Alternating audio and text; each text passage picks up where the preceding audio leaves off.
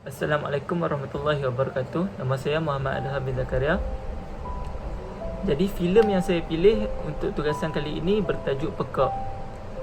Filem ini mengisahkan seorang pemuda yang mengalami kecacatan pendengaran sejak kecil kerana kecederaan pada kokleanya. Pemuda ini bernama Uda, iaitu watak utama dalam filem ini. Merupakan seorang pemuda OKU namun mempunyai cita-cita untuk memulihkan kembali pendengarannya.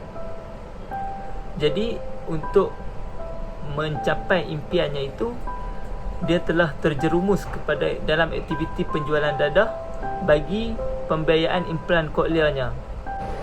Walaupun beliau merupakan orang kurang upaya iaitu OKU, namun ianya tidak mematahkan semangatnya untuk bekerja mencari wang seperti orang lain. Uda ini tinggal di sebuah rumah berjirankan pasangan yang bermasalah. Dia kerana menginginkan untuk mendengar, Uda ini sering ke stesen kereta api untuk mengambil angin ataupun merasakan gegaran kereta api itu. Dan Uda juga sering mendengar lagu sebelum tidur. Filem ini dipilih kerana sudah tentu memiliki ciri-ciri yang dikehendaki dalam tugasan, iaitu watak yang menghidap penyakit fisiologi. Selari dengan tajuk filem yang dipilih, Pekak, filem ini telah menyatakan secara jelas penyakit fisiologi yang terdapat dalam alur cerita tersebut, iaitu gangguan pendengaran. Filem ini mengisahkan tentang kesungguhan pemuda yang sanggup mencari wang demi menggapai cita-cita untuk mendengar seperti orang lain. Hal ini telah membuatkan saya tertarik untuk memilih filem ini, kerana ianya bukan sahaja memiliki ciri-ciri yang dikehendaki, malah menerapkan nilai-nilai murni yang dapat dicontohi. Penyakit fisiologi yang dipilih dalam filem tersebut adalah pekak atau gangguan pendengaran. Pekak adalah satu penyakit disebabkan oleh gangguan pendengaran yang mengakibatkan seseorang tidak dapat mendengar dengan jelas atau tidak dapat mendengar langsung. Pekak dapat dikategorikan kepada 3 jenis, iaitu pekak konduktif, pekak saraf iaitu sensory neural, ataupun pekak campur mix. Pekak konduktif ini melibatkan gangguan ataupun halangan kerosakan bahagian telinga luar dan tengah, namun telinga dalam masih berfungsi dengan baik dan dapat memproses dan menghantar bunyi melalui saraf pendengaran ke otak. Pekak konduktif ini biasanya berlaku selepas lahir, seperti kemalangan, halangan dalam saluran telinga ataupun jangkitan kuman. Pekak saraf pula adalah kerosakan yang berlaku di telinga dalam dan saraf pendengaran. Pekak saraf ini merujuk kepada kerosakan yang berlaku pada sensori melibatkan koklea ataupun saraf laluan ke otak. Pekak saraf ini biasanya berlaku sejak dalam kandungan dan juga semasa ataupun selepas lahir.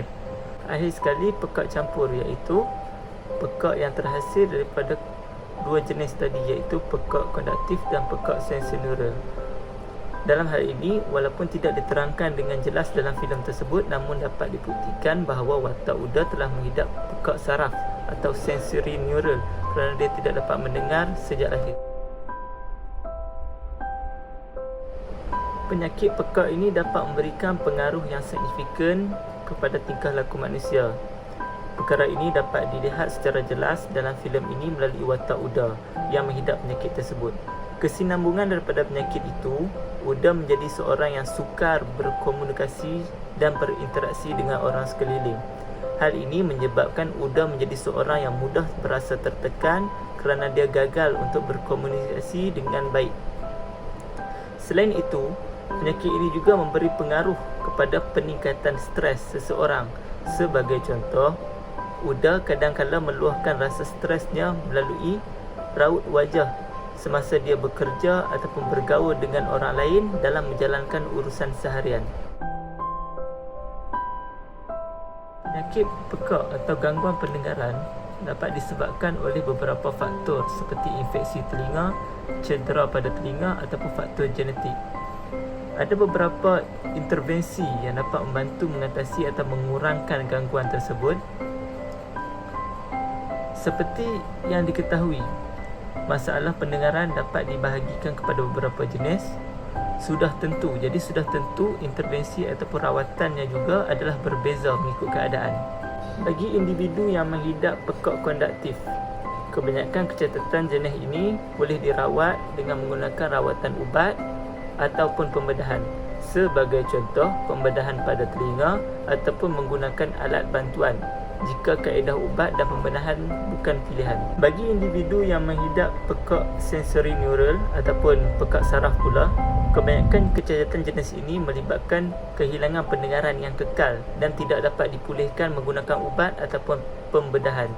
Oleh itu, kaedah menguatkan keupayaan pendengaran digunapakai seperti menggunakan alat bantuan pendengaran yang sempurna atau cochlear implant, ataupun cara lain yang boleh diaplikasikan juga seperti latihan kemahiran strategi komunikasi serta bahasa isyarat. Sekian, terima kasih.